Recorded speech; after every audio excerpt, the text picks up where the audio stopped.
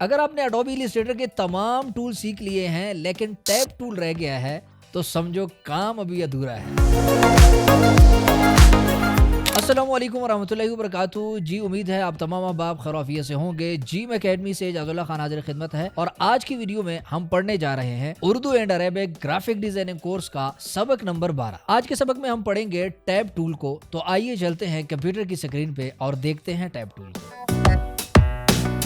जी तो हम कंप्यूटर की स्क्रीन पे आ चुके हैं। यहाँ पे आप देख रहे हैं कि मैंने एडोबी इलस्ट्रेटर ओपन किया हुआ है और एडोबी इलस्ट्रेटर के अंदर यहाँ पे बकिया जो पिछले टूल्स हैं वो तमाम हम पढ़ चुके हैं और आज की वीडियो में हम पढ़ेंगे टैब टूल को।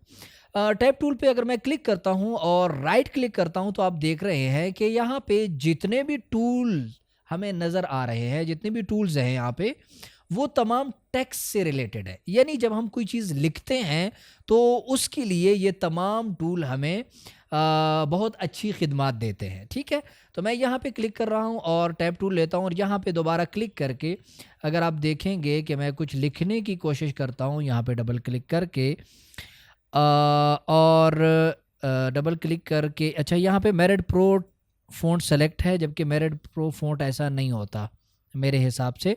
तो ये कोई ख़राबी यहाँ पे आई हुई है जो कैरेक्टर के अगर हम थोड़ी देर बाद देखेंगे तो यहाँ पे हमने देखा जैसे ही क्लिक किया तो कोई ना कोई टेक्स्ट हमारे सामने खुल गया। यहाँ पे हम कुछ भी लिख सकते हैं। ठीक है, सबसे पहले इस टैब टूल के अंदर जितने भी बकिया टूल्स हैं उनकी तरफ जाने से पहले मैं आपको यहाँ ऊपर हमारा जो टैब बार है इसके अंदर टैब टूल से रिलेटेड कुछ ऑप्शंस हमारे सामने शो हुए हैं, इनको हम देख लेते हैं ताकि आपको इन तमाम ऑप्शंस का भी पता हो।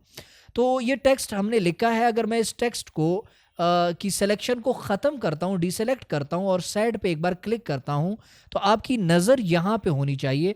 आप देखेंगे कि यहाँ से कुछ टूल गायब हो जाएंगे।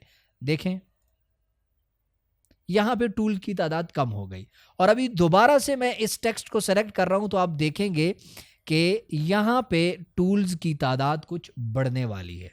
अब देखें तो यहाँ पे कुछ और टूल हमारे सामने आ गए, जिसका मतलब ये है कि यहाँ पे जो जिन टूल्स का इजाफा हो रहा है उसका ताल्लुक टैब टूल से है। तो अब हम पहले इन टूल्स को देखते हैं। मैंने इस टेक्स्ट को सेलेक्ट किया हुआ है। यहाँ पे जो शुरू में कलर्स के ऑप्शन आ रहे हैं ये तमाम हम सबक नंबर 1 में पढ़ चुके हैं, दोबारा इसकी तरफ नहीं जाएंगे। ओपेसिटी का ऑप्शन भी हम पढ़ चुके हैं। तो यहाँ जो कैरेक्टर का हमारे पास ऑप्शन आ रहा है इस पर अगर मैं क्लिक करता हूँ तो आप देखेंगे कि यहाँ हमारे सामने काफ़ी सारे ऑप्शंस खुल के आ गए हैं। ठीक है, यहाँ पे हमारे सामने ये जो ऑप्शन है ये अभी आपके सामने मैं इसमें जो अहम ऑप्शंस हैं सारे आपके सामने रखता हूँ। सबसे ऊपर हमारे सामने फ़ॉन्ट आ रहा है। फ़ॉन्ट का नाम, जो फ़ॉन्ट हमने यूज़ किया है ये यहाँ पे भी मेरे सामने शो हो रहा है क्योंकि ये मैं सामने रखता होता हूँ, यहाँ से हर बार निकालना मुश्किल हो जाता है। तो यहाँ पे रोबोट नाम का एक फ़ॉन्ट लगा हुआ है जिसकी फैमिली रेगुलर इस वक्त यहाँ पे यूज़ हो रही है, तो हम इसको मीडियम भी कर सकते हैं। ठीक है, फ़ॉन्ट का साइज़ 109 लगा हुआ है। ठीक है, 109 बहुत ज़्यादा है लेकिन लगा हुआ है। ठीक है, यहाँ से अगर आप फ़ॉन्ट का साइज़ बढ़ाना चाहते हैं, यहाँ डबल क्लिक करके टोटल टेक्स्ट को सेलेक्ट करके यहाँ पे आप 100 कर सकते हैं और एंटर करेंगे तो साइज़ कम हो जाएगा या ज़्यादा आप यहाँ से कर सकते हैं। और इस एरो पे ऊपर की जानिब क्लिक करते हुए भी आप बड़ा कर सकते हैं, नीचे की जानिब क्लिक करते हुए आप साइज़ को छोटा कर सकते हैं या यहाँ पे क्लिक करके भी आप साइज़ में तब्दीली ला सकते हैं। ठीक है, अगला जो ऑप्शन हमारे सामने आ रहा है उसका ताल्लुक है कि अगर हमारे पास एक या दो या दो से ज़ायद लाइन्स यहाँ पे मौजूद हों तो मैं ऐसा कर लेता हूँ कि इसको थोड़ी देर के लिए साइड पे रखता हूँ, यहाँ से टैब टूल लेता हूँ और यहाँ से यूं करके एक बॉक्स क्रिएट करता हूँ जो खुद ब खुद उसके अंदर टेक्स्ट आ जाएगा और वो फिल हो जाएगा और आप देख रहे हैं कि वो फिल हो गया है। ठीक है, तो इसका साइज़ मैं सबसे पहले कम कर देता हूँ ताकि ये बॉक्स टेक्स्ट से भर जाए। ठीक है, और मैं या इसी को ही बार बार कॉपी कर लेता हूँ ताकि हमारे सामने काफ़ी ज़्यादा टेक्स्ट आ जाए। ठीक है, ये कुछ इस तरह से मैंने इसको फिल कर दिया और कुछ इस तरह से। ठीक है, अब आप देख रहे हैं कि आपके सामने काफ़ी ज़्यादा टेक्स्ट है।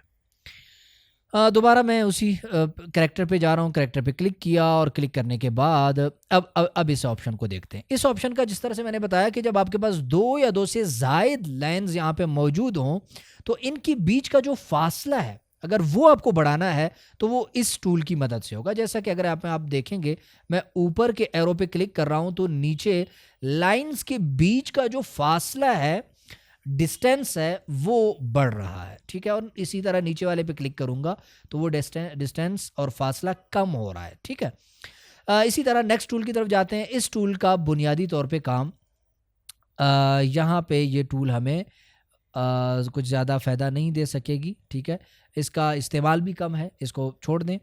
इस टूल की तरफ जाते हैं। इस ऑप्शन की तरफ, सॉरी ये टूल नहीं है। इस ऑप्शन का हमारा बुनियादी तौर पे जो है ना काम ये है कि जितने भी यहाँ पे हुरूफ आपको नज़र आ रहे हैं, मतलब LOREM, जितने भी ये आपको हर्फ नज़र आ रहे हैं, इन हुरूफ के बीच का जो फासला है, डिस्टेंस है, वो अगर आपको बढ़ाना है या मज़ीद कम करना है तो उसके लिए इस टूल का इस्तेमाल होता है। अगर मैं यहाँ पे, आप देख रहे हैं यहाँ पे VA और इसके बीच में लाइन कुछ स्टेप की लगी हुई है, तो अगर इसको मैं बढ़ाता चला जाऊँ तो आप देखेंगे कि हुरूफ के बीच का फासला बढ़ रहा है। ठीक है, आप देख रहे हैं, और काफ़ी ज़्यादा फासला इनके बीच में आ गया है। तो दोबारा से इसको सेलेक्ट करके मैं इसको कम कर सकता हूँ और दोबारा क्लिक करूँगा तो ये अपनी जगह पे आ जाएगा। ठीक है, दोबारा से मैं कैरेक्टर के इस बटन पे क्लिक करूँगा क्योंकि ऑप्शन हमारे पास काफ़ी ज़्यादा है। नीचे के जो ऑप्शन है इनको भी आप देख लें। यहाँ पे इसका कुछ ख़ास फ़ायदा आपको नज़र तो इसका नहीं आएगा क्योंकि ये हम जब टेक्स्ट ऊपर से नीचे की जानिब लिखा हुआ हो तो उसमें आपको ये ऑप्शन समझ में आएगा। अलबत्ता ये वाला ऑप्शन आपको यहाँ पे समझ आ सकता है।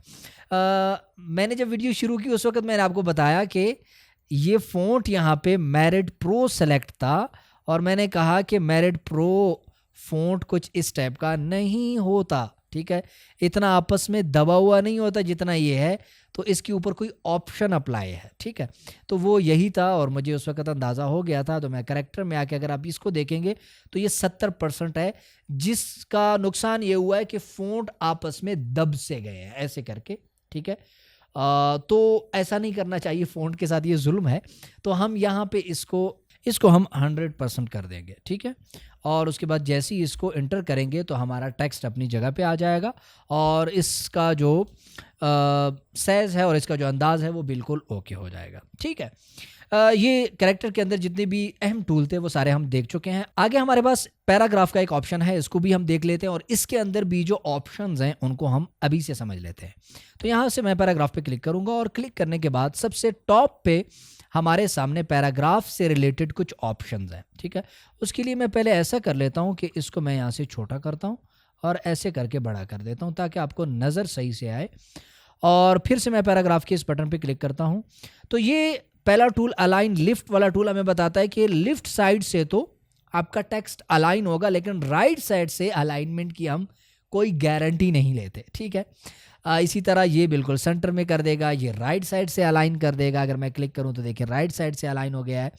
और ये टूल आपको के टेक्स्ट को ऊपर से तो अलाइन करके लाएगा लेकिन आखिरी लाइन को राइट साइड से अलाइन नहीं करेगा। ठीक है, इसी तरह इसको अगर आप देखेंगे तो आपको ये खुद सारे ऑप्शन बता रहे हैं कि हमारा क्या क्या काम है। थोड़ा सा आपने इसके ऊपर गौर करना है। ठीक है, ओके है, कोई इतना मसला नहीं है।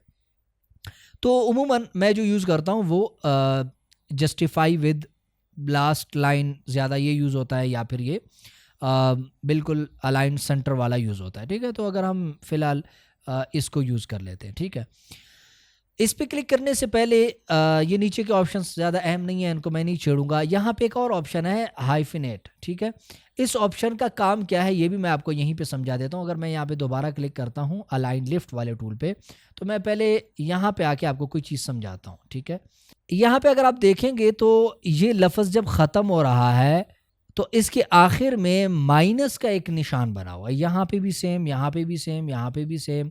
ठीक है, इसका मकसद ये होता है कि जब हम कोई एक लफ्ज़ बड़ा हो, साइज़ उसका काफ़ी ज़्यादा हो, फिर ये क्या कर देता है, हाइफिनेट का ये ऑप्शन क्या कर देता है, अगर ये आपने ऑन किया हो तो वो आखिर में जो लफ्ज़ ख़त्म हो रहा है, बिलफर्ज एक ये लॉर्म पूरा एक लफ्ज़ था, ठीक है, पूरा एक लफ्ज़ है, तो इसने LO आर्म तो यहाँ आर यहाँ पे लिख दिया और EM को अगले लाइन में शिफ्ट कर दिया। लेकिन एक आम बंदे को कैसे पता चलेगा कि ये LOREM पूरा लफ्ज़ है, ठीक है। उसको समझाने के लिए ये आखिर में ये माइनस का निशान ऐड कर देता है कि ये लफ्ज़ अभी पूरा नहीं हुआ, इसका बकिया हिस्सा अगले लाइन में है, ठीक है। तो अगर आप इसको रखना चाहते हो, बुक्स के अंदर उमूमन रखा जाता है, तो इसको ऑन कर दें। अगर नहीं रखना चाहते तो आप इस टेक्स्ट को यहाँ से सेलेक्ट करेंगे और कैरेक्टर के इस बटन पे आएंगे और कैरेक्टर के बटन पे नहीं क्लिक करेंगे, हम यहाँ से क्लिक करेंगे पैराग्राफ के बटन पे और हाइफिनेट के इस बटन पे को जैसे ही आप इस ऑप्शन को ऑफ करेंगे तो आप देखेंगे कि वो माइनस वाला ऑप्शन ख़त्म हो गया और हर लफ्ज़ जो है वो अपनी जगह पे चला गया, यहाँ पे अधूरा नहीं रहा, ठीक है। इसी तरह ये अलाइनमेंट के टूल हैं। ये टेक्स्ट के अंदर मुख्तलिफ शेप, अगर शेप की शक्ल में आप टेक्स्ट को ऐड करना चाहते हैं, ये देखें इस तरह के और बहुत सारे शेप बन जाते हैं, ठीक है, टेक्स्ट को इस तरह से। ये लोगों में उमूमन हमारा पहले तो इस्तेमाल होता था, अब तो कम हो गया है, लेकिन इसका यूज़ लोगों के अंदर होता है, ठीक है। अलाइनमेंट के ये तमाम टूल ऑलरेडी हम पढ़ चुके हैं। तो आज की वीडियो में टैब टूल से मुताल्लिक़ जो अहम चीज़ें थी वो मैंने आपके साथ शेयर की हैं। उम्मीद है आज की वीडियो में आपको टैब टूल से मुताल्लिक़ ये तमाम मालूमात अच्छी से समझ आ गई होंगी। अगर आपको कोई चीज़ समझ नहीं आई तो इस वीडियो के कमेंट में आप पूछ सकते हैं, इंशाल्लाह आपको रिप्लाई मिल जाएगी। वीडियो पसंद आई है तो इसको लाइक कीजिए, अपने दोस्तों के साथ भी शेयर कीजिए। चैनल पे नए हैं तो इसको सब्सक्राइब ज़रूर कीजिए और पेज पे नए हैं तो इसको फॉलो ज़रूर कीजिए। मिलते हैं नेक्स्ट वीडियो में, तब तक के लिए मुझे अपनी दुआओं में याद रखिए। वस्सलाम।